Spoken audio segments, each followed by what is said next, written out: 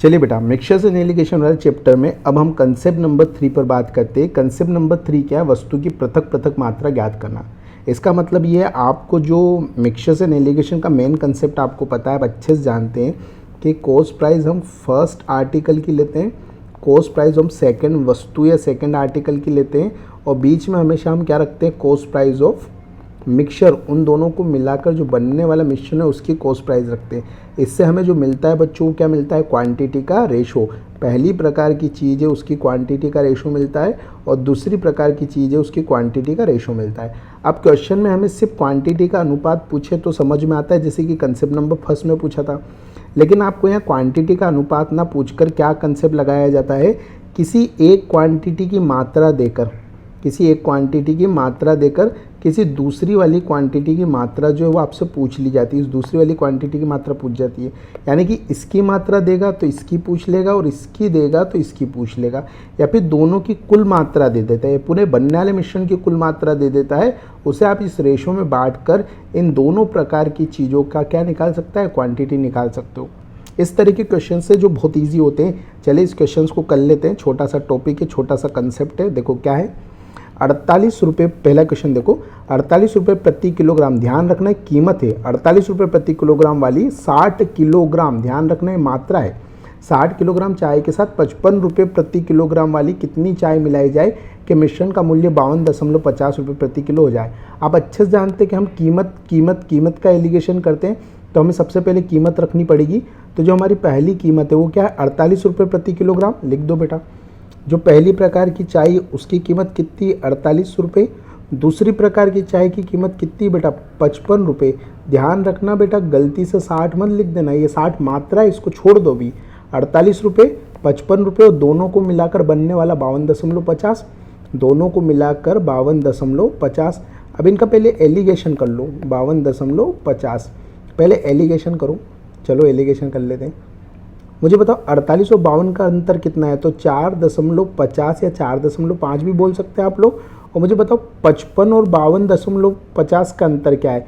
तो आप इससे 2.50 या 2.5 भी बोल सकते हो। यहाँ से आप रेशो बना लो। अब आपको अच्छे से मैंने सिखाया है कि अगर डेसिमल जाएगा तो नीचे 10 आएगा, डेसिमल अगर हटेगा तो नीचे 10 आएगा। और आपको ये भी पता है रेशो बनाते वक्त 10 से 10 कैंसिल हो जाएगा। अब आपको ये भी पता होगा कि 5 से ये 5 टाइम्स कैंसिल होगा, और 5 से ये 5 नम 45 9 बार कैंसिल होगा। तो इनका जो क्वांटिटी का रेशो निकला है बेटा वो क्या निकला? हमारा 5:9 निकला है, 5:9। अब आपको अच्छे से पता है पहली प्रकार की चाय कितनी है? 60 किलोग्राम, यानी कि इस 5 की वैल्यू किसके बराबर है? 60 के बराबर। तो दूसरी प्रकार की चाय की क्वांटिटी निकालनी है। पहली प्रकार की जो चाय है उसकी मात्रा कितनी है? 60, और दूसरी प्रकार की चाय की मात्रा पूछी। तो इस क्वेश्चन को आप कैसे करेंगे बेटा? जो मात्रा दे रखी है वो लिख लेना, अपोन में ये मात्रा जिसकी उसका रेशो लिखना है। तो ये मात्रा किसकी है बेटा? 48 वाले की मात्रा है, तो 48 वाले को रेशो नीचे लिख लेना। तो ये 48 वालों का रेशो लिख लिया, इनटू आपको निकालना क्या है? दूसरी वाली निकालनी है। तो दूसरी कितनी है? दूसरी का रेशो 9 है, 9 से मल्टीप्लाई करना, आपका आंसर आ जाएगा। और जब इसको कैंसिल करेंगे ना बेटा तो आपका आंसर आ जाएगा 108 किलोग्राम, ये आपका आंसर आएगा। कैंसिल करना आपको आता होगा बेटा। 5 से ये जो चीज़ कैंसिल होगी कितनी बार कैंसिल होगी? 12 बार, और 12 नमन आपको अच्छे से पता है 108 होता है। तो इसका आंसर कितना आ जाएगा? 108 रुपये, 108 किलो। किस ऑप्शन में अवेलेबल है 108? ऑप्शन सी, यही आपका आंसर होगा। मैं उम्मीद करता हूँ आपको समझ में आया होगा। चलिए क्वेश्चन नंबर 2 की तरफ चलते बेटा। क्वेश्चन नंबर 2 के तहत 17 रुपये प्रति किलोग्राम। लिख लो बेटा, तुरंत लिख लो 17 रुपये। 17 रुपये लिख लो तो थोड़ा समझ में आएगा। 17 रुपये प्रति किलोग्राम की 16 किलोग्राम ये मात्रा है, के साथ 23, 17 के साथ किसको मिलाना है बेटा? 23 को, 23 रुपये वाली को मिलाओ। और इन दोनों को मिलाकर बनने वाला मिश्रण देखो कितने का बन रहा है? 19 का, तो 19 बना लो। अब बेटा इनका रेशो बना लो। सबसे पहले रेशो बनाओ। तो 17-19 का अंतर यहाँ 2 आ जाएगा, और 23 और 19 का अंतर कितना होता है? 4। तो ये 4 हो जाएगा।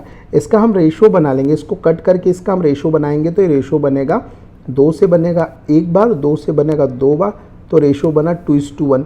यानी पहली प्रकार की जो चीज़ है 17 वाली वो 2 के अनुपात में लेनी है, और 23 वाली 1 के अनुपात में लेनी है।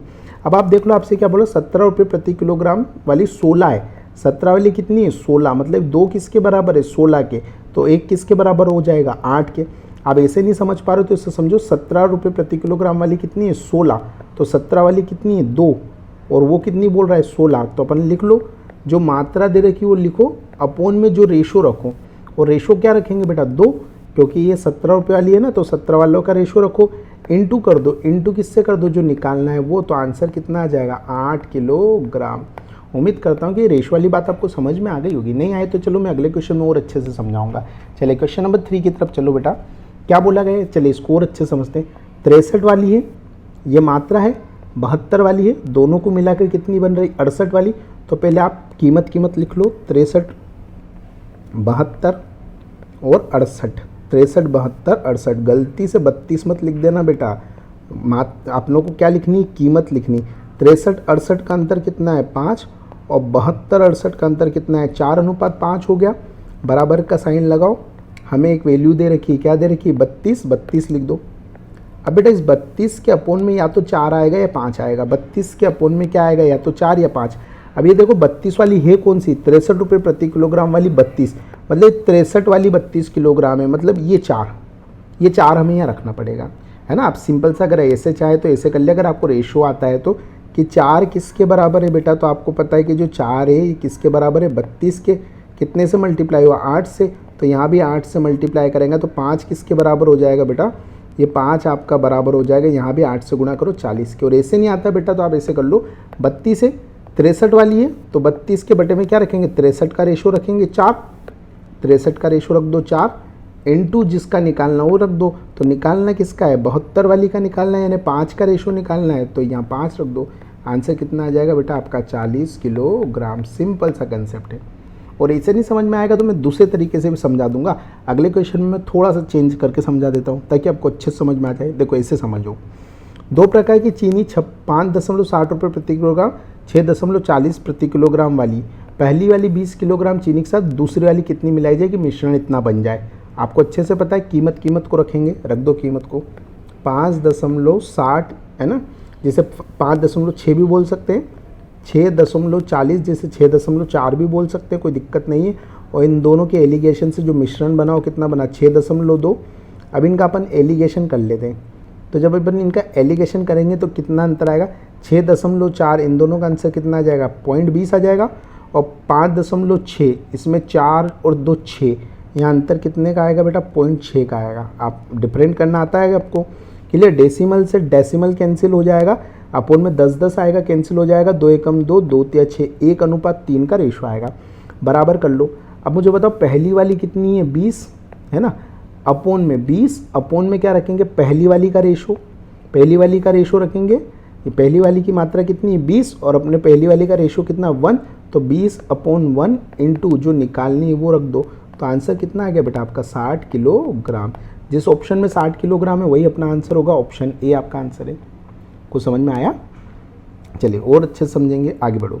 यस, 30 रुपये प्रति किलोग्राम वाली कितनी चाय 48 रुपये प्रति किलोग्राम वाली 30 किलोग्राम चाय के साथ मिलाई जाए कि मिश्रण का मूल्य 40 हो जाए। अब देखो इसको समझो, सबसे पहले 30 वाली चाय है, दूसरी वाली चाय कितनी है 48 वाली, और दोनों को मिलाकर बनने वाला मिश्रण कितना है बेटा 40, बनने वाला मिश्रण 40। एलिगेशन करो, 40 48 का अंतर कितना आएगा 8, और 30 और 40 का अंतर कितना आएगा 10।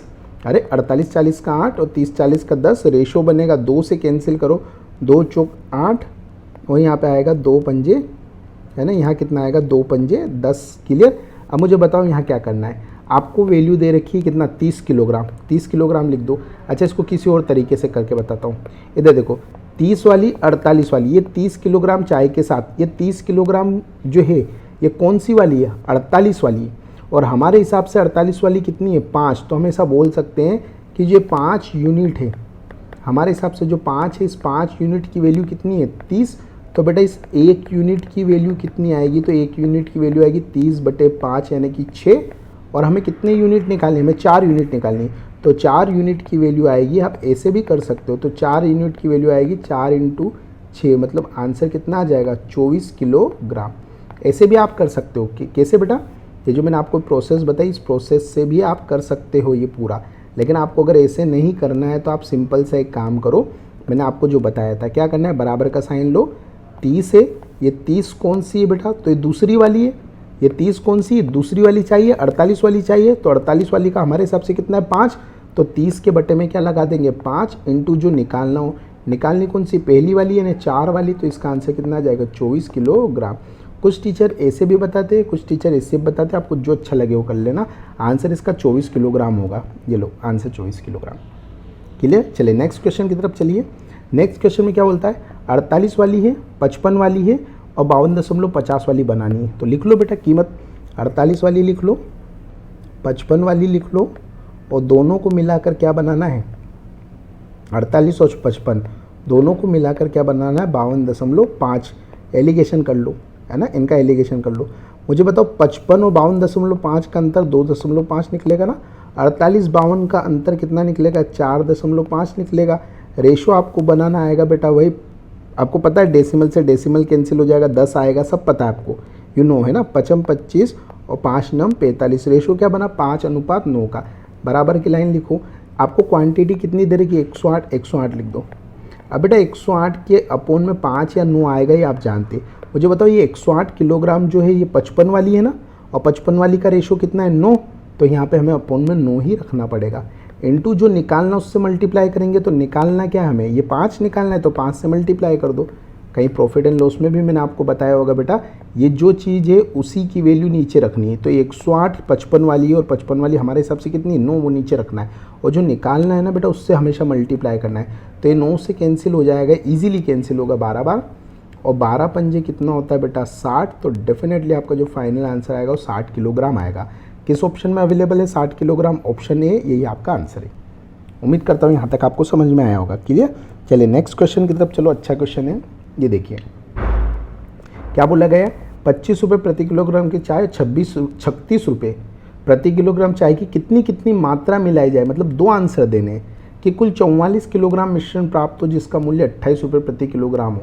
अब इस क्वेश्चन को ध्यान से समझना बेटा, एक तो 25 रुपये हैं, एक 36 रुपये हैं, और दोनों को मिलाकर बन क्या रहा है 28। दोनों को मिलाकर क्या बन रहा है 28।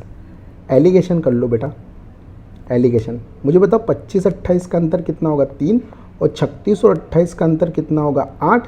8:3 का रेशो आएगा। चलिए यहाँ पर 44 किलोग्राम एक वैल्यू है, ये क्वांटिटी है।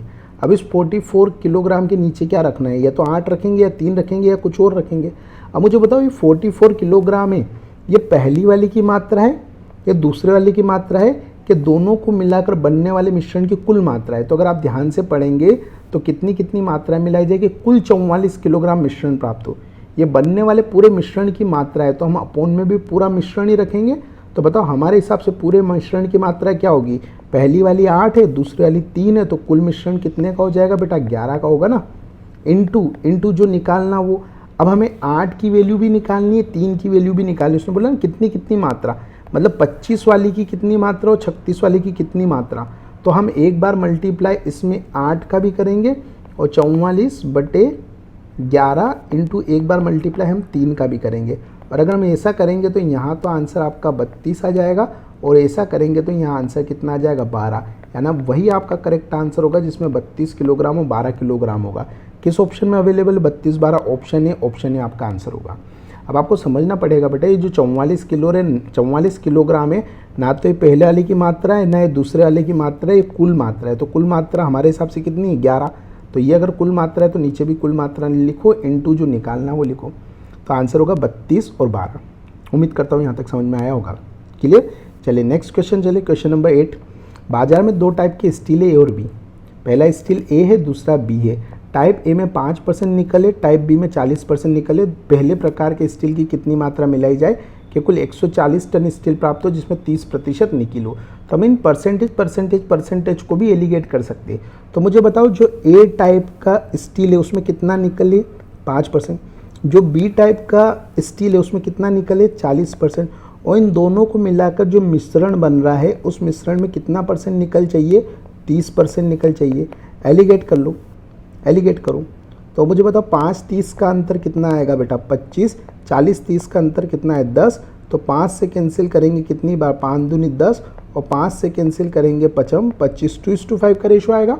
अब मुझे बताओ 140 टन क्या है, आप बोलोगे 140 टन पहले वाली की मात्रा है, दूसरे वाले की मात्रा है कुल मात्रा है ना। थोड़ा सा इसको रफ करके आप इस लिख देता हूँ। मुझे बताओ 140 क्या है।